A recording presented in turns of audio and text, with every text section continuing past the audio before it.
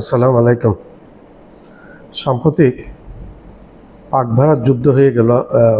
পেহেলগাম হত্যাকাণ্ডের পরে প্রথমে ভারত রাতের আধারে পাকিস্তানকে আক্রমণ করে বসল। এখন দেখা যাক পাক ভারত যুদ্ধে যে কী পরিমাণ ক্ষয়ক্ষতি হয়েছে উভয় পক্ষে, এবং তা সম্প্রতি ভারতের সেনা উপপ্রধানের বক্তব্য থেকে আমরা কিছুটা আঁচ করতে পারি। সেই বলেছেন, ওই সেনা উপপ্রধান বলেছেন, ভারতের পাক ভারত যুদ্ধে ভারতের সাথে পাকিস্তানের যুদ্ধ হয়েছে। বর্ডার কিন্তু একটি, কিন্তু ভারতকে যুদ্ধ করতে হয়েছে 2 থেকে 3টি দেশের সাথে। একটি পাকিস্তানের সাথে বর্ডার আছে ভারতে, পাকিস্তানের সাথে যুদ্ধ হয়েছে। পাকিস্তানের পিছনের নিয়ামক শক্তি হিসেবে ছিল বলছে চীন এবং তুরস্ক। এই যুদ্ধে পাকিস্তানের সাথে চীন এবং তুরস্কও খেলেছে গুরুত্বপূর্ণ খেলা। পাকিস্তানের পিছনে থেকে সামনে আসে নাই এই 2টি দেশ, কিন্তু এর পরিপ্রেক্ষিতে আমাদেরকে অনেক কিছু করতে হবে বলে উল্লেখ করেছেন এই ভারতীয় সেনা উপপ্রধান।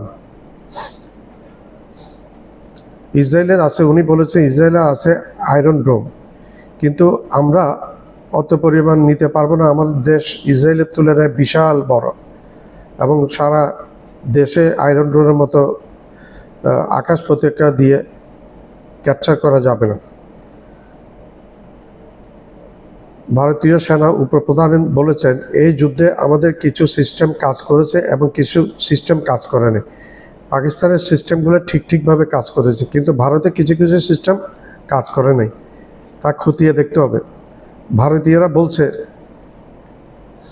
ভারতীয় সিস্টেম কাজ করেনি। ভারতীয় উপপ্রধান জেনারেল, সেনা উপপ্রধান, ওনার মতে ভারত ইন্ডিয়া আক্রমণ করেছে পাকিস্তানের সাধারণ জনগণের উপর, মসজিদ, মাদ্রাসা, কিন্তু পাকিস্তান জাস্ট ভারতীয় হামলার প্রত্যুত্তর দিয়েছে, এবং প্রত্যুত্তরতে এমনভাবে দিয়েছে যে ভারতের সামরিক স্থাপনাগুলো দেখে দেখে ধ্বংস করেছে। ভারত যদিও স্বীকার যায় না, কিন্তু ধ্বংসের পরিমাণ অনেক বেশি ছিল। পাকিস্তান হামলা করেছে ভারতের সামরিক স্থাপনায়। ভারত পরোক্ষভাবে পাকিস্তান দ্বারা পাকিস্তানের পিছনে আরও 2টি দেশ আমি এর পূর্বে উল্লেখ করেছি, চীন এবং তুরস্ক ছিল। ভারতকে যুদ্ধ করতে হয়েছে পরোক্ষভাবে 3টি দেশের বিরুদ্ধে। এই 2টি দেশ যেমন পাকিস্তানের সাথে খুবই ভালো সম্পর্ক, চীন এবং তুরস্কের খুবই ভালো সম্পর্ক আছে পাকিস্তানের সাথে। ভারতের কাছে ফরাসি রাফায়েল, রাশিয়ার আকাশ প্রতিরক্ষা, আমেরিকার অস্ত্র আছে।